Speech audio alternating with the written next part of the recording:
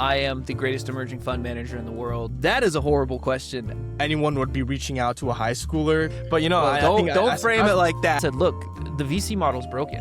Build in public. And again, don't confuse building in public with trying to go viral. I mean, in many instances, I wasn't confident, but I still did because I knew I had to. Otherwise, nothing in my life would change.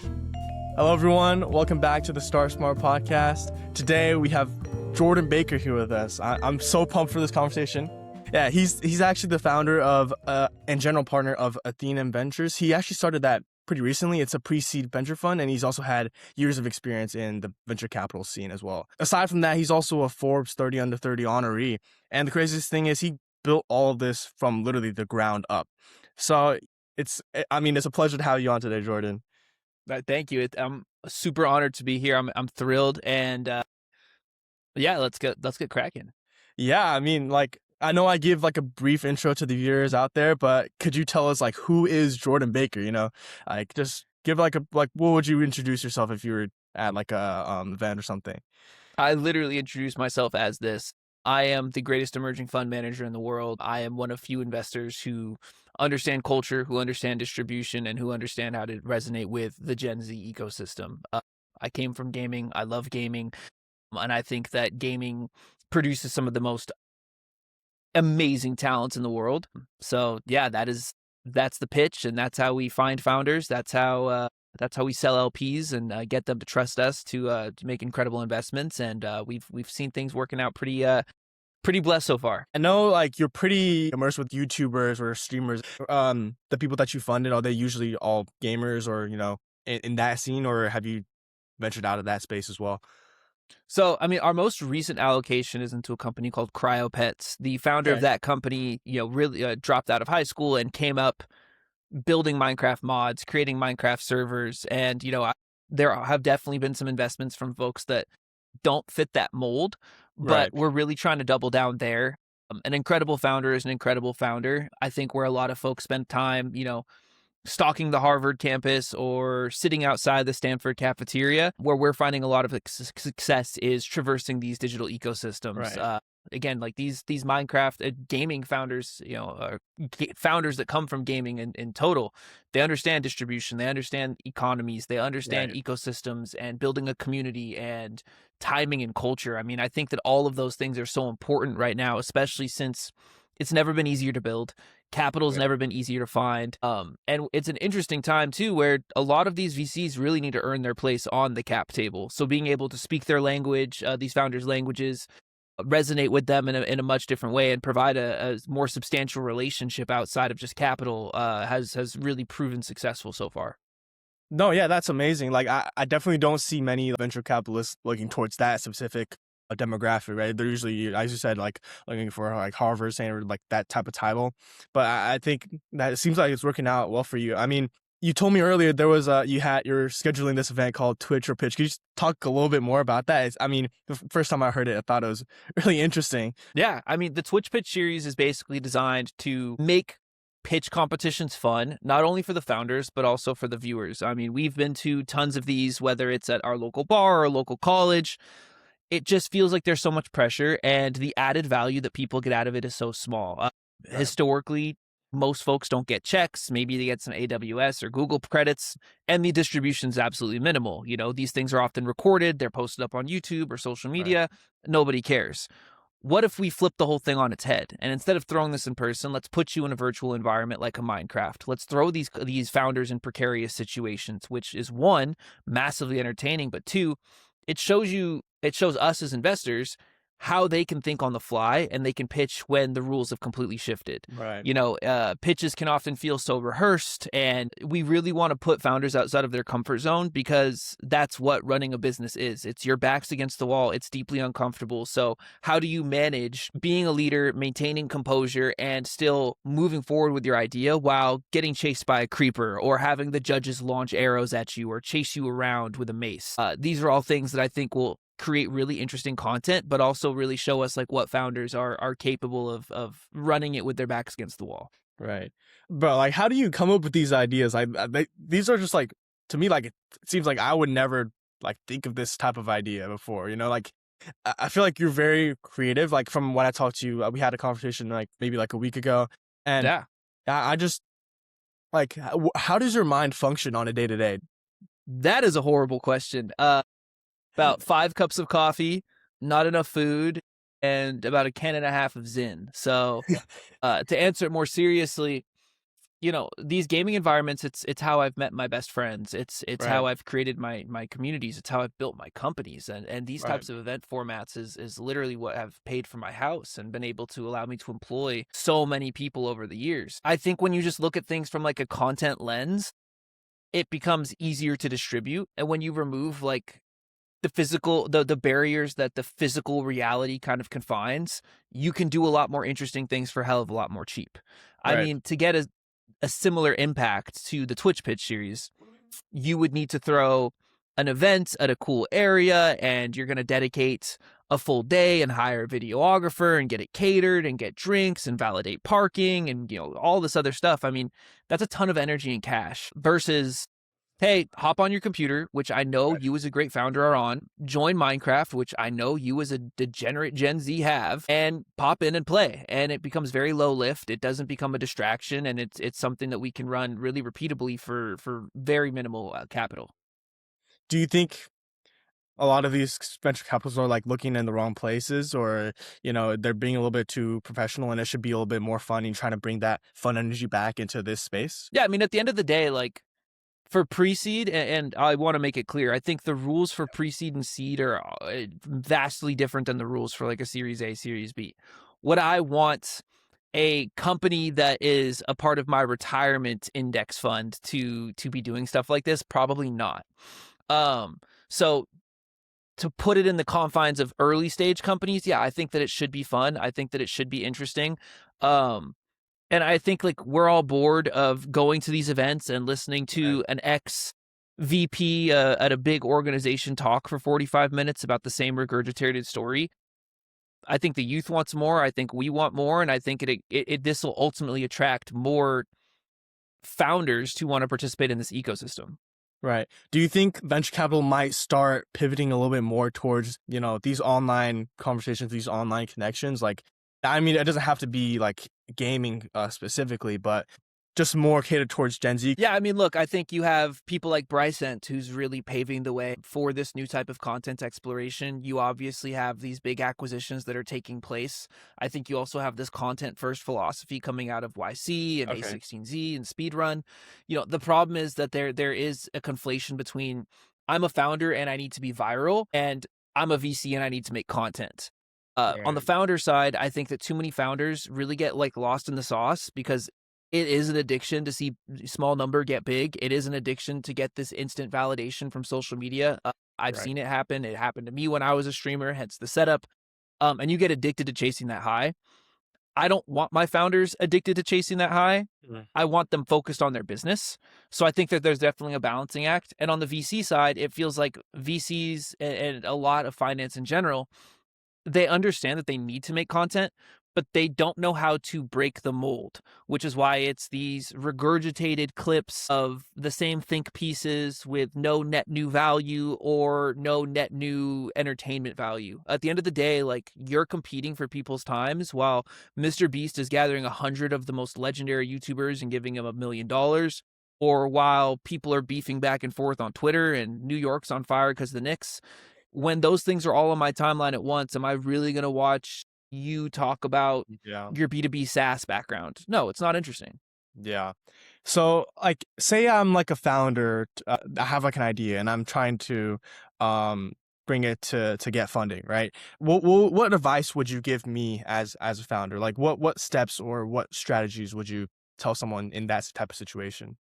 I would say build in public. And again, don't confuse building in public with trying to go viral.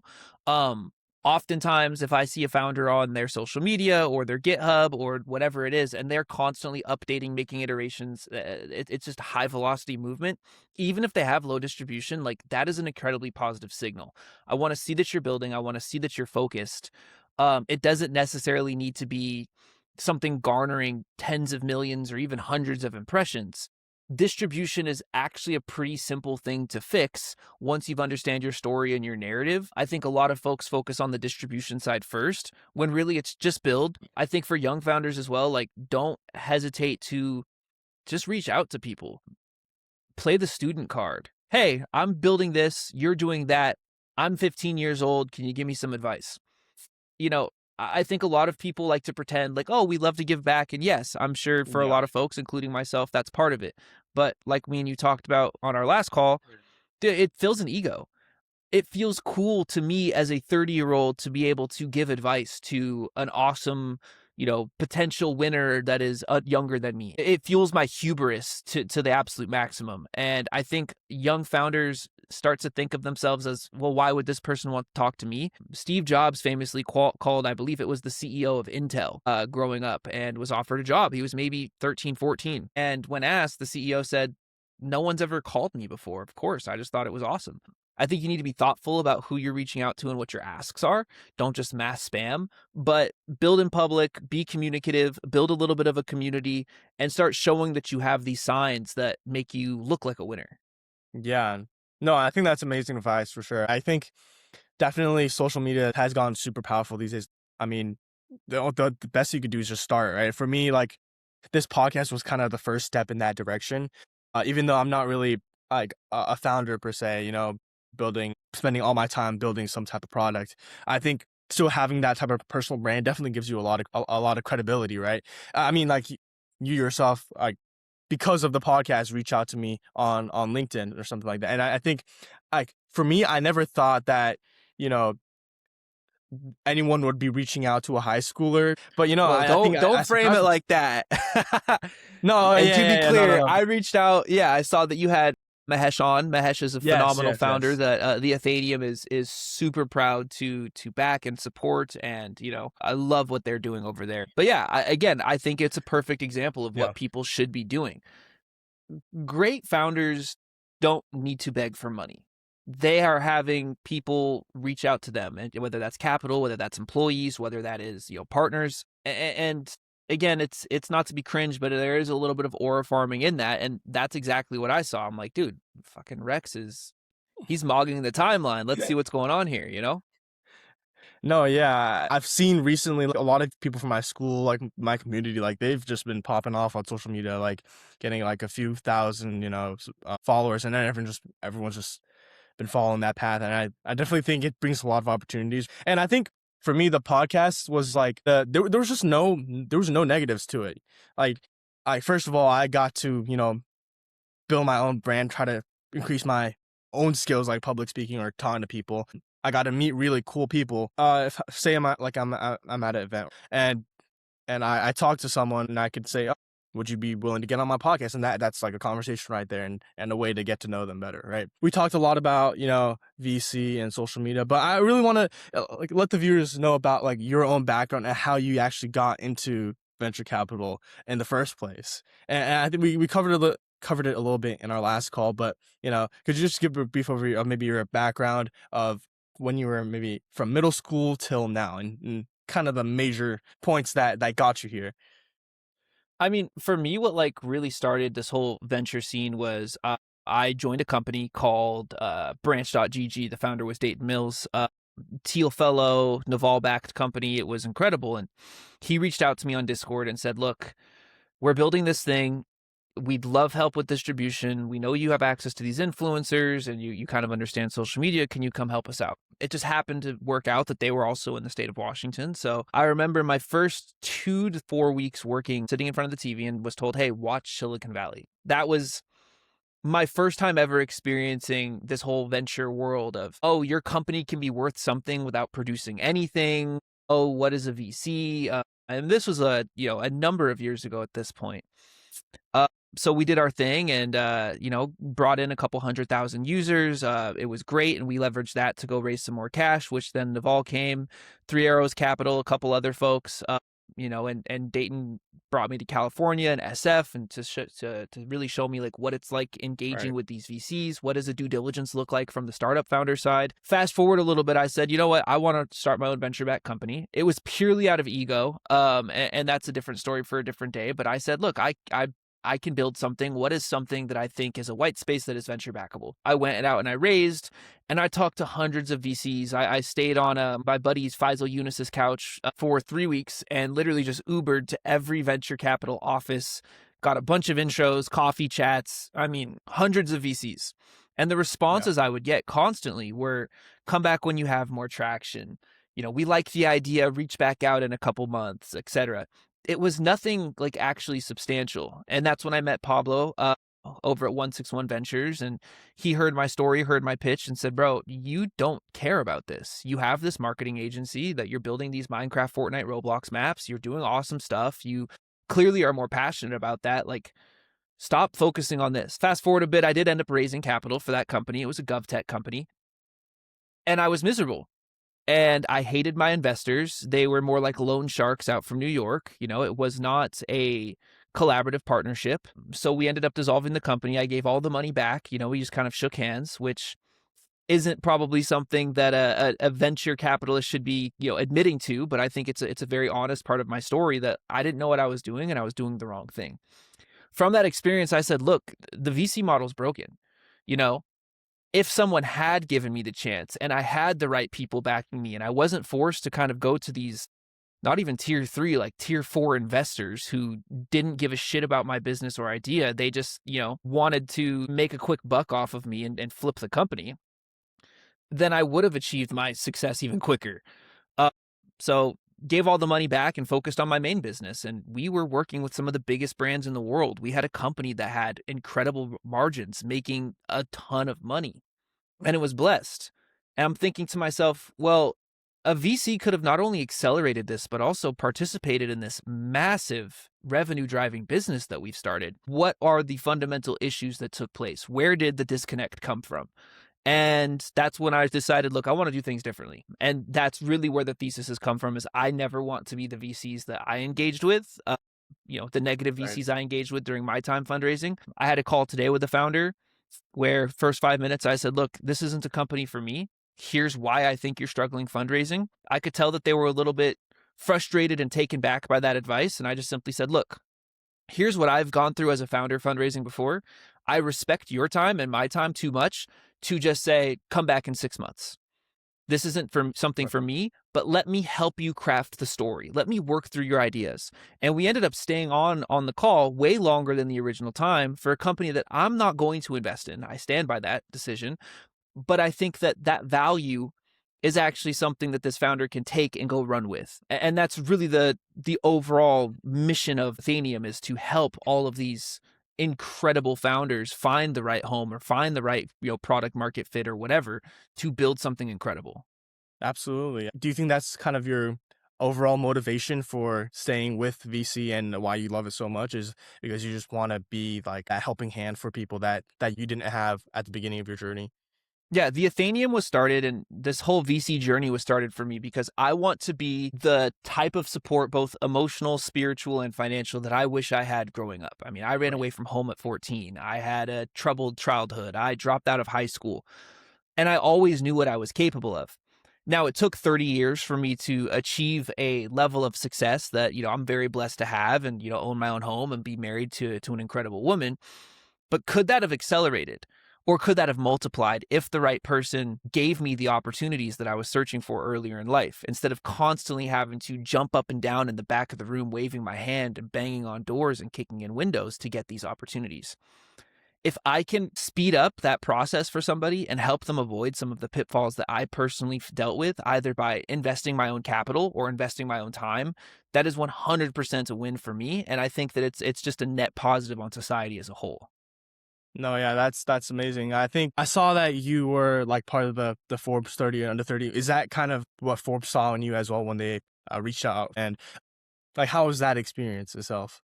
So for anybody that's trying to get in Forbes 30 under 30, I'll give you the game plan. I mean, I've seen this work for others. I've given this advice for others. First and foremost, if you truly want to be on Forbes, I want an expectation set. It has done a net neutral for my career, potentially even a net negative, just because of the memes that, oh, you're going to go in Forbes, you're going to be a scammer. But if you are dead set on becoming part of the Forbes 30 under 30 network, get somebody who to recommend you. Every year, Forbes sends out a form that we can recommend a couple folks. Those people are graded the absolute highest. And when you look at the Forbes ecosystem, there's a number of categories. So be very specific about the category that you want. We got Forbes 30 under 30 for the gaming category. Even though we were marketing, we knew that we had a better chance getting into gaming. Then you just really need to craft a great story, right? It's partly revenue, it's partly story. At the end of the day, their incentives are not aligned with just promoting you. It's promoting a great story that's going to get clicks. So definitely be thoughtful about that. What trials and tribulations led you to create this business? What hardships in life have you dealt with? I'm not saying over romanticize your traumas, but it's definitely a component that, I think makes for any great stories is the highs and the lows. The network for me personally has not been of extraordinary value. However, there are some phenomenal founders in there, and depending on the category in which you're building your business, I know some folks that they've been able to do millions of dollars worth of partnerships between folks in that ecosystem. That's really the guide, like the whole process. Okay, yeah. Actually, I had another Forbes guest on a few months ago. His name was Kandik Wasi. I'm not sure if you ever heard of the name, but he got it for his education. Yeah, it's But incredible. I mean, the list is massive. It's not Forbes 30 under 30. It's 30 Yeah. people in like 30 categories. Yeah. Plus there's the US and the European and other parts of the country. So the list is massive. There are some phenomenal talents in there. There are also some folks that's their peak, and that's completely fine. But if it's something you're super gung-ho about, just reach out to folks that are in your similar niche that have had the honorees, the right to win it or the opportunity to win it, and ask them if they can vouch for you. Okay. I mean, I think anyone watching out there who wants to get on Forbes 30 under 30, listen to this guy's advice. He's done it. I got one last question for you. I'll just say, if you were back in high school, maybe my age, I'm 17 years old, what would you do differently, or if you would do anything differently at all? And maybe what advice would you give to yourself back in when you were 17 years old? I tell myself it's going to work out. That would be the ultimate, I would just simply say it's going to work out. There were so many times where I was trying things and failing things and feeling defeated and feeling embarrassed and just kind of having to get numb and build that almost like callus on my heart to like go out and do stuff over and over. I think ultimately I knew deep down that everything would work out, but just being able to hear that from somebody would be really impactful. I think also at that age, it would be really selective of the people that I engage with. There were a lot of people who made promises or gave me advice that I followed, but I didn't really do the due diligence or even know the right questions to ask to validate whether that person could lead me to the direction I ultimately wanted to go. So being a little bit more thoughtful about who I gave my trust to and who could lead me to, in the right direction. Would you say that confidence is what got you here? Or is there maybe like another trait that you think was the major factor of what led to your success from the lowest of lows? I think it's arrogance. It's Arrogance. my honest belief that this is my right to win, right? It's my right to win because I am going to make it so. You can call it arrogance. You can call it conviction. You can call it stubbornness. I mean, in many instances, I wasn't confident, but I still Right. did because I knew I had to. Otherwise, nothing in my life would change. Yeah. I think that's definitely a trait you need to have if you're in this type of space, right? Because you're going to face so many rejections out there. You need that external motivation from that. Yeah, just get used to feeling numb, Yeah. right? Push through it. It's going to be the hardest things you've ever done. Some days it'll be the easiest days you've ever had. But if you get really good at pushing aside the pain and just working through it, there's nothing that can stop you. Right. Yeah, well, on that note, I guess we can end it off. Jordan, it was a pleasure having you on today. Thank you so much. I appreciate it. And for the like I said, I conversation. want Vine boom sound effect, chug jug sound effect. Give me the John Cena intro song as the outro. Rolling credits. A shout out my boy Rex. This was a super fun time, man. I appreciate the the concise and thoughtful conversation. And yeah, man, where can they find you? They can find me at Start Smart Pod on Instagram and YouTube. And I do some hit that like button, subscribe, quote retweet, private retweet, bookmark it. I want you to get on your Finsta and leave a bunch of sketchy private quote retweets so he stresses out not knowing what everybody's saying about him because he can't read it. Yeah, and where can they find you? They can find me on Twitter at Sir Jordy, on LinkedIn, Jordan Baker. You can check out the fund at athenium.vc. And please tune in to the Twitch pitch. I don't know when this is coming out, but at the end of this month on June 26th, we are going to be streaming live at twitch.tv/Athenium Ventures. We got some incredible content lined up for you guys. Check out the Discord. It is a private server, so you got to reach out to this ugly mug to get the invite, but I promise it's going to be worth the time. All right, Jordan, thanks so much. Cool. Appreciate it. All right.